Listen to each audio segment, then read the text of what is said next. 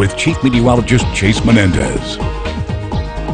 Good evening, everybody. I hope everybody had a safe and happy 4th of July. I hope it was a good time for you. But now we've got some weather to talk about. If you can see off in the distance, a couple of lightning strikes every once in a while. Not a very common sight here in Odessa, at least not yet. I was also hoping maybe we could pick up on some fireworks popping off here on the 5th of July, but it looks like no dice either way. We've got a good look at those conditions outside, which are pretty quiet for Odessa, but that's not the case everywhere. Thanks to that Sky Tracker network, we've got a good look outside out there. But right now, very active weather patterns across almost the entirety of the south of the United States, including us here in West Texas. Now, we do have a marginal risk issued by the Storm Prediction Center here outlined in this green color, indicating the possibility of maybe 1 or 2 hailstorms through the overnight hours, as well as some strong winds possible too. But as it sits right now, not too much in the way of severe development. However, the possibility of those severe thunderstorms is there, and it does affect a large portion of our viewing area, including almost all of the basin.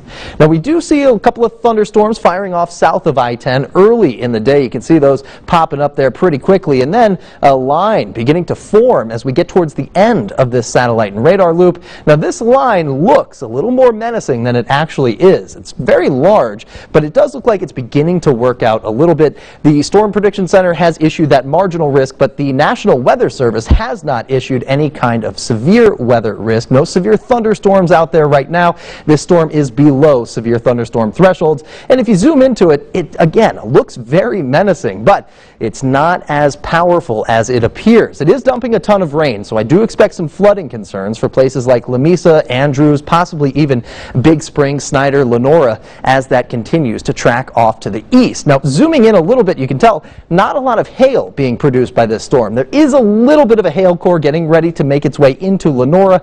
Generally, what will happen is those hail cores will break up as they affect towns and places like that. The topography of those towns usually inhibits a little bit of that hail development, so thankfully looks like that hail in the first place is not that large. Even still, you got a couple of minutes. If you haven't parked your car underneath a garage or anything like that, I would highly recommend it for the rest of this evening. Now, south of I-10, kind of a different story.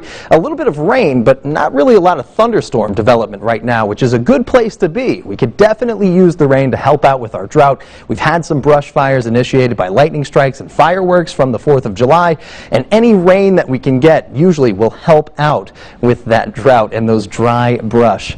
Now, we've also got some pretty warm conditions on the way. 101 degrees our high temperature today, 95 the average for this time of year. And as we get into the middle of the week, next week, we're going to see some pretty hot conditions getting there. But first, we've got to get through Monday, and we've got to finish out the rest of this rain.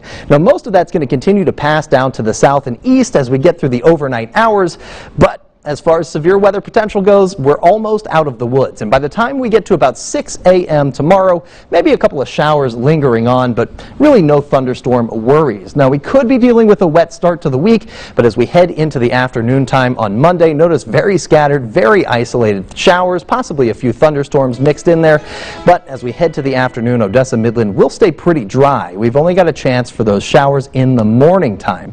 Now, 94 will be our high temperature for tomorrow, 95 on Tuesday, and then we pick up into the triple digits. So I guess enjoy the 90s while you can on Monday and Tuesday, but 100 degrees even Wednesday, 101 Thursday, 103 Friday, and the trend just keeps ticking upwards. 105 and humid for the weekend on Saturday, so do look out for those muggy conditions. That humidity has a tendency to make things feel even hotter than they actually are, so definitely drink a lot of water as we round out the end of this week, but check out Monday and Tuesday. Gian, 112. Yeah, not a mistype there. 112. Oh Yikes. my gosh. Do you think these triple digits are going to mean a hotter summer? I think so. I think we're headed into the meat of a pretty hot summer. Now, I do have to clarify a little bit. Those last 3 days, there's a little wizardry involved in that, and those days are the most likely to change as far as temperature goes. So I'll do my best to keep the change downward instead of upward. There you go. Chase, thank you so much, and Thanks. stay hydrated. Definitely.